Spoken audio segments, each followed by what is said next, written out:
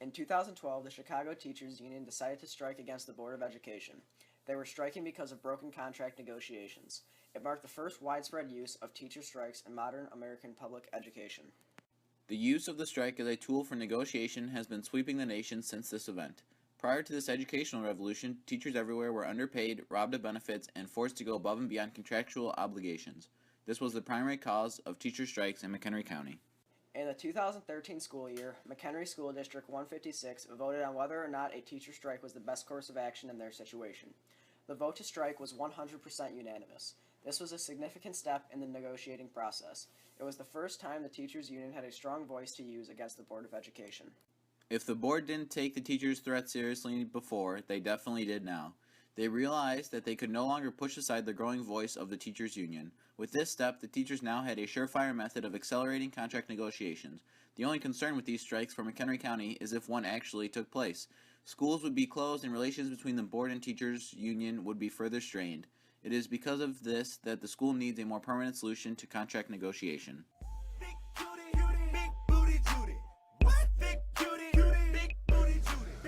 So what is your position in the teacher strikes in McHenry? Well, this year I am the co-president of West Campus's association. So I'm basically the president of the McHenry Community High School Education Association.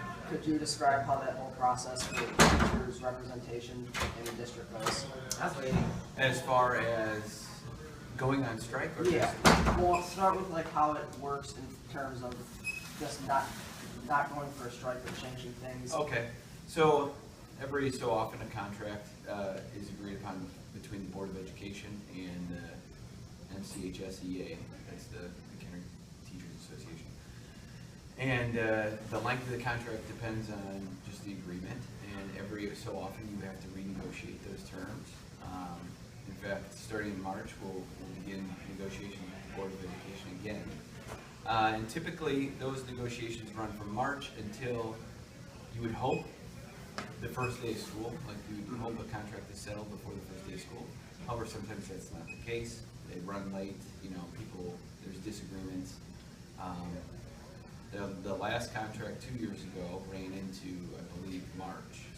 So one of the main reasons for a strike would be possibly the negotiation failure or the failure to come to a compromise of some sort. In the allotted amount of time that the teacher and the Board of Education have to communicate with each other. And one way to alleviate this problem is to fix negotiations would be to start sooner. Starting sooner than when they usually do, which is in March, would provide a cushion or kind of like a bumper area where they could hash out the finer points of the contract and be able to come to a compromise. So an earlier negotiation period, say starting in November, would provide the perfect amount of time to be able to come to So when a those terms conclusion. are reached, what is the process for the teachers union to start a strike?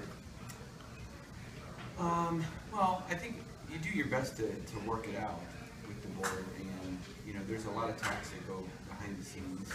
Other than that, if that's your only course of action, typically the association will start working to contract hours. That's pretty much the start. So Like from other teachers from not the school? no, from this school. Okay. So you'll start just doing what's exactly in the contract. You won't go above and beyond. Okay. So once contract negotiations have stalled between the teachers and the Board of Education, the first step is for them to stop partaking in those activities that they do outside of their contract. They will no longer do hall duties, and they will only operate on the hours that their contract outlines them to operate.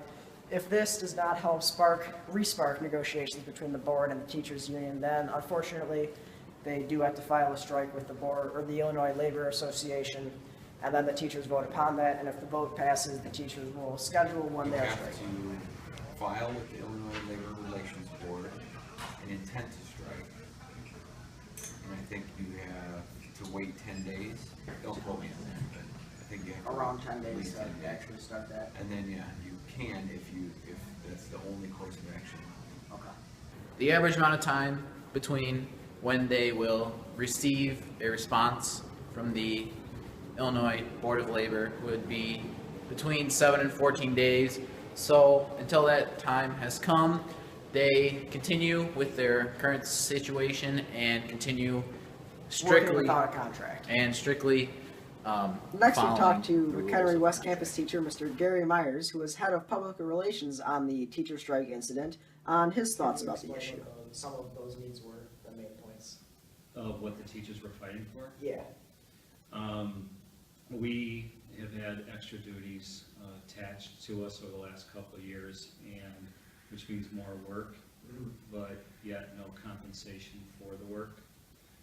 We also took a pay freeze for 2 years with the district to help with their finances, because we were told that they could possibly be $1 million in debt, and then we found out it was only $348. So after that pay freeze was over, we still took another pay freeze for a little while, and did not advance on our salary step. What the salary step means is that every year that you teach, you incrementally go up in your salary, just because of experience. And so after taking that, we felt that we had given enough to the district as far as taking compensation freeze, yet the district kept making more and more money.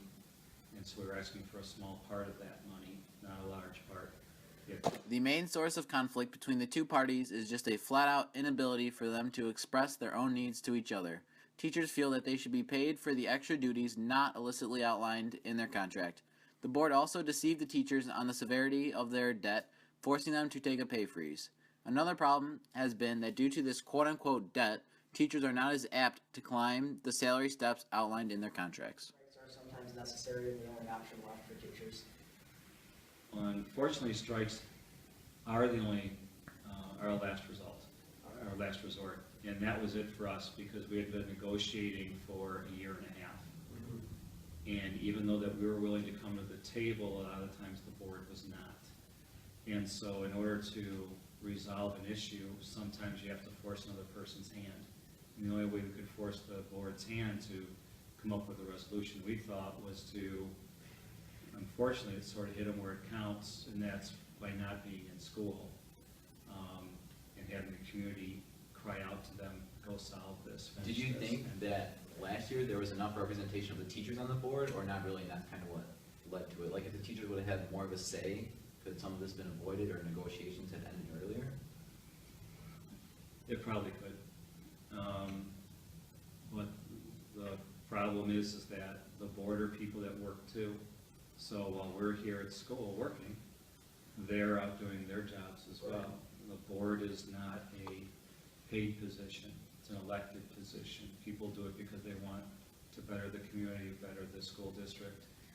So unfortunately, the time that we're in here and available to talk is the time that they're at work. Right. And when they're available to talk, a lot of us are. With strikes being a last resort, the teachers nor the Board of Education desire one. While this does hasten the period of negotiation considerably, there are also a variety of negative effects. The first being that there will be no school, effectively prolonging the year. Another being that the longer the teachers are not in school, the less time the students have to prepare for important tests such as the ACT or AP exams their junior year. With the lack of overlap and free time between the teachers and Board of Education members, meetings occur rarely, if at all, during the negotiating period. Mr. Myers definitely agreed that more meetings would alleviate this problem.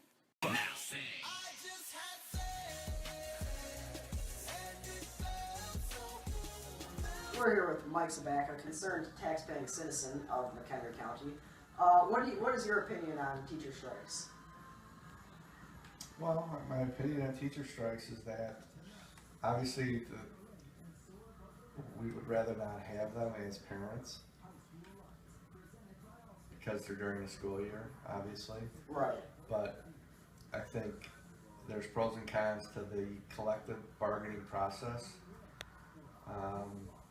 So while I'm hesitant to say I'm against them, I understand why they exist.